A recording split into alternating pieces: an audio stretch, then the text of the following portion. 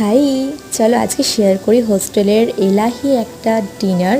তো দেখতে পাচ্ছ খাবারগুলো কত সুন্দরভাবে সাজানো আছে। তো কি কি ছিল তো তোমাদেরকে ছোট্ট একটু করে দেখাই আমি। তো ভাত, ঝুরি আলু ভাজা, অবশ্যই এটা বাসমতি রাইস ছিল। আর তার সাথে কিন্তু ছিল একটা সন্দেশ, পাঁপড়, পায়েস, চাটনি, আর এদিকে ছিল সস ডাবার মাটন আলু দিয়ে একদম কষা কষা বানানো হয়েছিল। যেটা না শুধু মাটন না, মাটনের সাথে কিন্তু ছিল অবশ্যই চিকেন, পনির ছিল।